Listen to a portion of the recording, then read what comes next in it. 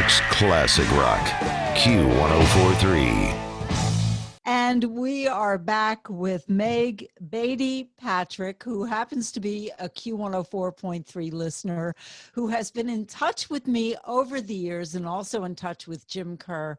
But we never actually met. We're meeting by Zoom because that's how we're recording today. And the reason I've invited Meg to come on our show is about a week ago, there she was in the Star Ledger, which I read religiously every day.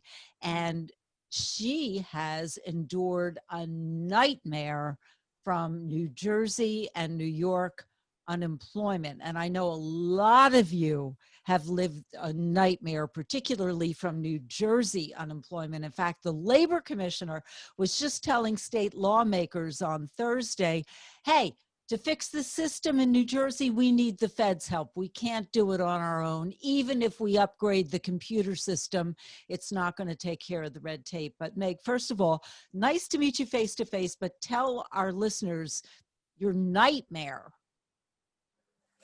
Well, it was a nightmare. And actually, just to remind you, we did meet face to face. I was in your studio just about a year. Oh, that's right. And Jim, I've known since I was 16, Jim Kerr. I love you guys, I really do. But yeah, it's been a nightmare, for everybody. It's a pandemic. The system was overloaded with a lot of unemployment claims. And if you are a combined wage claim, which I am because, I've worked in Manhattan and in New Jersey, then it's a real cluster. So you read the article. I mean, Karen Price Mueller she does the finance column, and she does a great job, bringing to light these types of things even before the pandemic. And I was really grateful. I read an article she had written about a man who waited 121 days for his unemployment, and it was still unresolved. And, it was a combined wage claim, 2 states, just like mine. And, it's hard because you file in New Jersey if that's where you most recently worked. And yet New York sends you a letter, but you're thinking, should I go there? And then finally, when there's no movement in New Jersey, you go to New York. And so New York was like immediately sending money. So I was like, okay, and New Jersey called me and said, that's good. We see in our computer, because we share our computers with Pennsylvania, New York, New Jersey, Connecticut. We see that you're collecting that money, and you may do so until your benefit year in Manhattan expires, and then we'll pick you up. Well, not only did that not happen, I got a bill for almost 11 grand from New York to pay New Jersey back. So what is the latest? So the latest now is, because Karen Price Mueller called both the New Jersey Department of Labor and the New York Department of Labor, she was able to let them know, I'm doing this piece for the Star Ledger, and they immediately called me, both, and she ran the piece, and it's not completely resolved yet. The woman I spoke with is wonderful at New Jersey Department of Labor. She is the interstate coordinator, and she has explained to me the very complicated way they're going to make this happen. So they're going to pay me back some of the Jersey money, in other words, some of the state money. Then they're going to pay New York back some of the state money. Then I'm going to get the CARES Act $600 a week money from New Jersey, which I paid part of that back to New York, but not all of it. But that only brings us current from when I was first unemployed in late March to July 8th. It doesn't bring me current till now. So we have, maybe I'm wrong about that, maybe it brings me to August 8th. And then we have to readdress how do we get current from then to now, and then how do I begin filing for my regular or whatever New Jersey offers for extended. So I'm glad to do this show with you because, you know, I'm not the only person who's suffering this. This is a widespread issue, a really widespread issue, and there are people who can't feed their kids, who can't, I mean, I I've been holding on for dear life. My kids are grown, and my grandkids are, living elsewhere with their parents. But it's been really rough, And if it's rough for someone like me who only has to take care of one person, I can't imagine how rough it must be for other people. What advice would you give other people who were, because the unemployment crisis is still going on? I mean, every single week there's either a million or close to a million people filing first-time claims for unemployment. This has been going on now for very close to 6 months. So if somebody gets, has work or had work both in New York State and New Jersey, and like you said, there are so many, what advice do you give them? How do they handle it moving forward? Well, what I would suggest is, I mean, I got to a point where I thought to myself, if this were one of my kids, I wouldn't be taking this lying down passively. So all of a sudden I got really proactive because you have to advocate for yourself. And I reached out to the mayor of Montclair, who's wonderful, newly elected Mayor Sean Spiller. I reached out to our our township manager, who's Tim Stafford, and these people guided me to the office of Nia Gill, Senator Nia Gill. Her chief of staff wrote to me all the time, and just because people are in the pit of despair. I'm not, I don't suffer depression, but I had a friend who recently took her life, and she had everything you would never have known it. And so, this is affecting people financially, emotionally, psychologically, spiritually. It's just across the board. And physically, people are getting physically ill because they're producing cortisol, which causes all kinds of problems. So I would suggest doing that, like make a loud noise. That's what I did. I reached out to all kinds of people, and Karen Price Mueller at Star Ledger. And that's all you can do. You have to advocate for yourself, because if you wait, it's waiting for Godot. It's the theater of the absurd. You would just wait forever for this to be resolved. You must have been so shocked when all of a sudden you get, well, you have to pay us back $11,000. How did you find out in a letter, and what was your reaction? Well, when I got this 4-page invoice, which I don't know if you can, so this was the point at which I said, okay, that's it. I'm not going to say, oh, well, other people are going through this way worse than I am. It's like, no, I'm not going to be liable for something. I don't owe New York a dime. New Jersey owes. If New Jersey owes me the money, then New Jersey owes New York the money.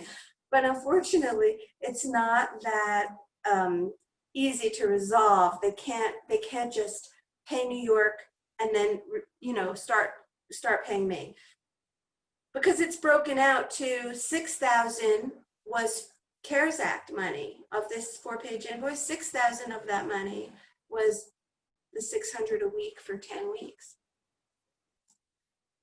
But it's not 6,000 because they took taxes out. So right away, this is, Bolshevik as far as I'm concerned. Then the second portion of the invoice is 4,788 of what they're calling pandemic emergency unemployment compensation, not the regular unemployment. So, but again, taxes were taken out of that. So my grand total of, I don't know if you could see this, of $10,788, which, I don't have lying around, I mean, a lot of people do. I don't. A lot of people don't, and it just is a fact of life. And so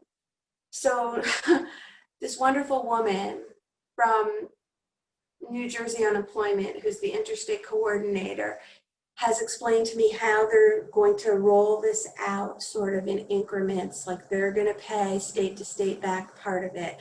Then I'm going to get federal money and I'm going to pay the difference. And then that brings us to August 8th. And then we'll see what happens after that. So it's ongoing. I thought perhaps by the time I spoke with you, it'd be resolved. Right, right. That's what we were saying. And I said, no, no, no. Even if it's resolved, and I hope it is resolved, I want you to tell your story. I'm speaking with Meg Beatty Patrick. She lives in Montclair. She's a longtime listener of Q104.3, and she's known Jim for a very long time. And she has endured this horrible nightmare because she had worked both in New Jersey and New York. And when it came to being unemployed during the pandemic, it just got all screwed up. And you gave a new word, you called this Bolshevik. I love that. I'm going to steal that from you. What did you do before the pandemic? What was your job? So for several years, I worked in the city, either in advertising or on the rebuild for World Trade Center, just as an admin or internal communications. I was a charrette coordinator. I did reports as they rebuilt, and then more recently as an executive administrative assistant. Now that project in Manhattan is over. We've rebuilt. We did the Oculus. We did the hub. Everything's done. I always go with the Oculus. It looks like you know, it looks like a dinosaur skeleton. It So does. it does, doesn't it? So it was like a real privilege to be on that. And then when the budget ended last summer, I was getting New York unemployment.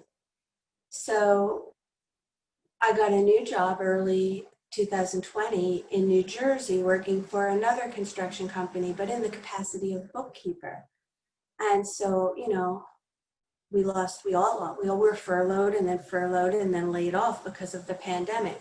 So my claim year was still open in New York from having worked in Manhattan.